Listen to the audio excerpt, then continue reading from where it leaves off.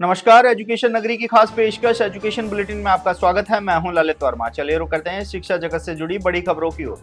राजस्थान में कंप्यूटर अनुदेशक भर्ती की तैयारी कर रहे युवाओं का इंतजार जल्द ही खत्म होने जा रहा है। सूचना के अनुसार कंप्यूटर अनुदेशक भर्ती की अभ्यर्थना राजस्थान कर्मचारी चयन बोर्ड पहुंच चुकी है, जिसके बाद अब बोर्ड की ओर से अर्थना पर मंथन किया जा रहा है। सूचना के अनुसार कुल 3,951 पदों पर कंप्यूटर अनुदेशक भर्ती का आयोजन होगा, जिसमें 3,629 पदों पर बेसिक कंप्यूटर अनुदेशक और 322 पदों पर वरिष्ठ कंप्यूटर अनुदेशक भर्ती का आयोजन होगा। लेकिन अभी तक बोर्ड को सभी पदों की अर्थना नहीं मिली है। सूचना के अनुसार अब तक सिर्फ 3,415 पदों पर ही अर्थना मिली है। ऐसे में सभी पदों पर अर्थना मिलने के बाद बोर्ड की ओर से भर्ती की विज्ञप्ति जारी की जाएगी। हालांकि बोर्ड की ओर से कंप्यूटर अनुदेशक भर्ती के आयोजन की प्रस्तावित तिथि 22 और 23 अगस्त निर्धारित की गई है। साथ ही बोर्ड परीक्षा को समय पर करवाने की तैयारी भी कर रहा है। राजस्थान कर्मचारी चयन बोर्ड की ओर से 9 और 10 मई को लैब असिस्टेंट भर्ती परीक्षा का आयोजन होने जा रहा है। बोर्ड की ओर से इस भर्ती की सभी तैयारियां पूरी कर ली गई है।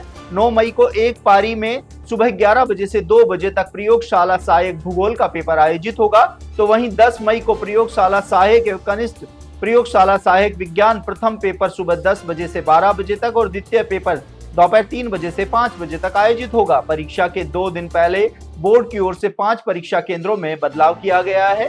3 परीक्षा केंद्र भीलवाड़ा तो एक परीक्षा केंद्र जयपुर और ब्यावर के बदले गए हैं। साथ ही अभ्यर्थियों को सूचित किया गया है कि इन परीक्षा केंद्रों वाले अभ्यर्थी नया प्रवेश पत्र जल्द से जल्द डाउनलोड करें। इसके साथ ही बड़ी राहत देते हुए सरकार ने इस भर्ती में पद बढ़ाने का फैसला लिया है। पहले जहां ये भर्ती 804 पदों पर होनी थी, तो वहीं अब इस भर्ती का आयोजन 1000 पदों पर किया जाएगा। राजस्थान में पहली बार निकाली गई शिक्षावीर यानी कि टीचिंग एसोसिएट भर्ती आवेदन शुरू होने के दूसरे दिन ही विवादों में घिर गई है।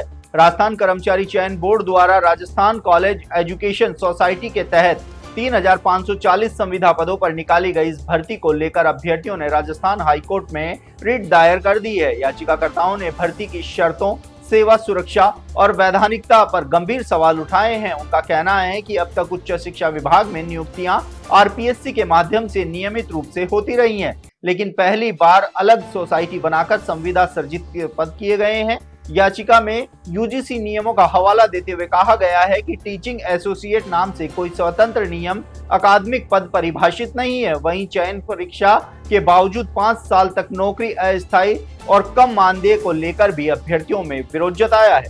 53,750 पदों पर आयोजित हुई चतुर्श्रेणी कर्मचारी भर्ती में हो रही लगातार देरी के चलते अब अभ्यर्थियों के मन में चिंता बढ़ती जा रही है। गौरतलब है कि 11 मार्च से लेकर 27 अप्रैल तक भर्ती के दस्तावेज सत्यापन किए गए, तो वहीं अब विभिन्न मंडलों पर अनुपस्थित रहने वाले अभ्यर्थियों को डीवी के लिए दूसरा मौका दिया जा रहा है, तो वहीं इसके साथ तीसरा मौका देने की तैयारी भी शिक्षा विभाग की ओर से की जा रही है।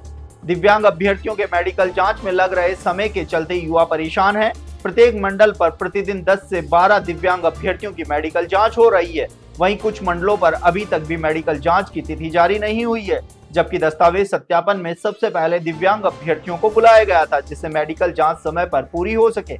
ऐसे में अब संभावना जताई जा रही है कि चतुर्श्रेणी कर्मचारी भर्ती का परिणाम 2027 के अप्रैल या मई तक जारी हो सकता है, जिसके बाद युवाओं ने इस भर्ती को जल्द से जल्द पूरा करने की मांग तेज कर दी है। मुख्यमंत्री युवा स्वरोजगार योजना की जमीनी हकीकत अब सवालों के घेरे में है।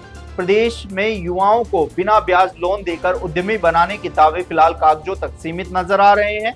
योजना के तहत 90,000 से ज्यादा युवाओं ने करीब 4,427 करोड़ रुपए के ऋण के लिए आवेदन किया, जिसमें से 42,000 से ज्यादा आवेदन उद्योग विभाग ने मंजूर कर बैंकों को भेज दिए। लेकिन चौंकाने वाली बात यह है कि अब तक केवल 99 आवेदनों को ही बैंक मंजूरी दे पाया है और महज 60 युवाओं को ही लोन मिला है।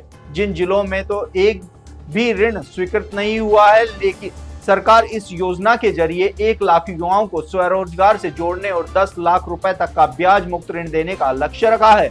लेकिन बैंक स्तर पर फाइलें अटकने से युवा निराश नजर आ रहे हैं। तो ये थी शिक्षा जगत से जुड़ी तमाम बड़ी खबरें। कल फिर से आपके साथ रूबरू होंगे, तब तक के लिए नमस्कार।